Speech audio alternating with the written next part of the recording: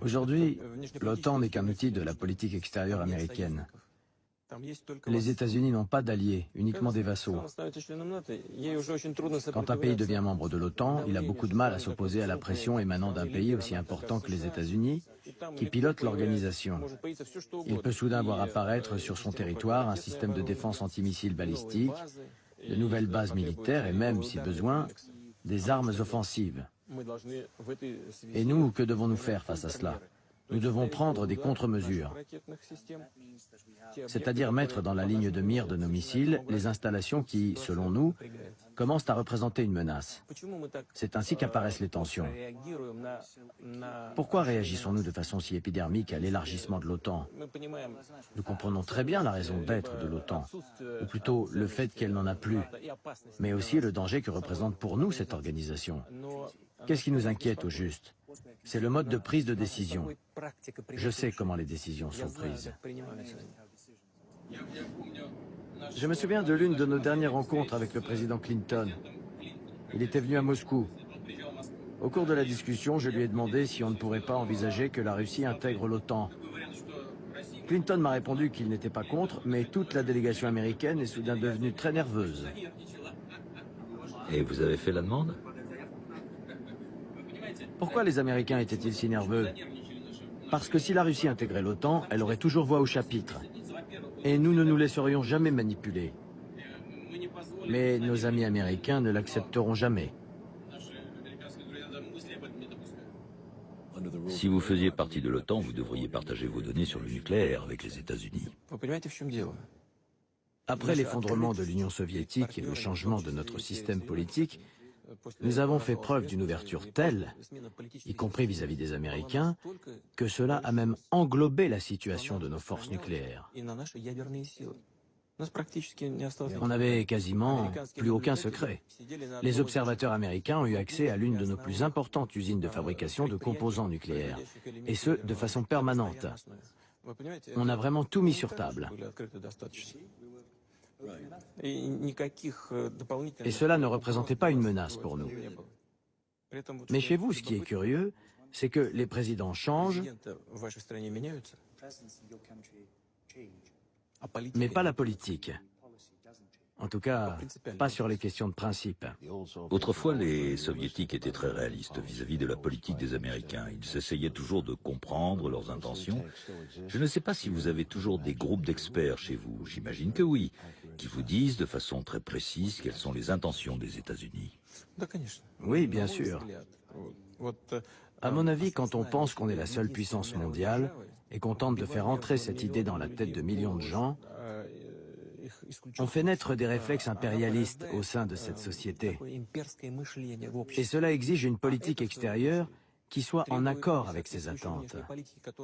Les dirigeants du pays sont donc obligés de respecter cette logique. Mais en réalité, cela ne va pas dans le sens des intérêts du peuple américain. C'est ainsi que je vois les choses. Parce qu'au final, cela est source de problèmes et de conflits. Cela démontre aussi qu'il est impossible de tout contrôler. Je crois que cela a toujours été comme ça aux États-Unis. La Russie est leur ennemi désigné. Elle l'était sous le communisme, elle l'est sous le poutinisme. C'est l'ennemi par excellence. Après la Seconde Guerre mondiale est apparu le système des deux blocs. Je pense que l'Union soviétique a fait alors une erreur stratégique. Mais à cette époque, elle réagissait de façon assez primaire et doctrinaire. Elle a ainsi fourni un prétexte aux États-Unis et aux pays européens pour créer l'OTAN et s'engager dans la guerre froide.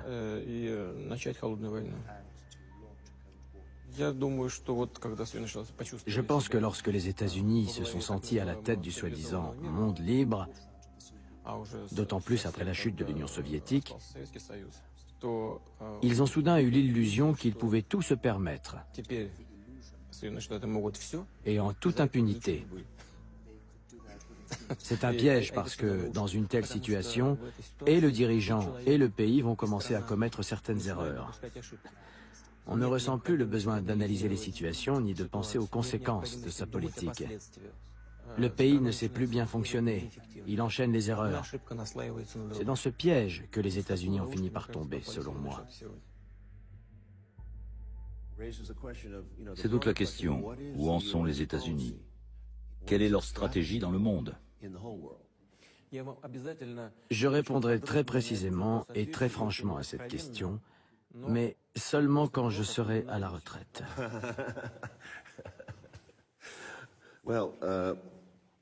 Je peux vous dire ce que j'en pense et vous pourrez réagir. Je sais que beaucoup de gens bien renseignés pensent que la stratégie américaine est de détruire l'économie russe pour la faire régresser à son niveau des années 90. Les États-Unis veulent changer le leadership russe pour faire de ce pays un allié. En gros, ils veulent dominer la Russie comme par le passé. Les États-Unis pensent qu'ils ne sont pas allés assez loin, qu'ils auraient pu la priver de son arsenal nucléaire. C'est une théorie envisageable. C'est tout à fait possible. Mais si c'est le cas, je pense que c'est une politique erronée. Parce qu'elle n'envisage pas les relations avec la Russie dans une perspective d'avenir. Les gens qui pensent ainsi ne se projettent pas dans les 25 à 50 prochaines années. S'ils le faisaient, ils envisageraient leurs relations avec la Russie sous un angle très différent et ils n'essaieraient pas de faire de la Russie leur vassal. Je comprends. La Russie ne lâchera rien. Sous Staline, les Russes ont donné leurs bijoux, tous leurs biens pour soutenir leur gouvernement contre les nazis. C'était bien plus qu'une question d'argent, c'était leur vie qu'ils jouaient. Notre peuple s'est battu jusqu'à la dernière goutte de sang, pas jusqu'à son dernier kopek. La chose la plus importante en Russie, c'est son peuple, sa conscience collective, sa façon d'être.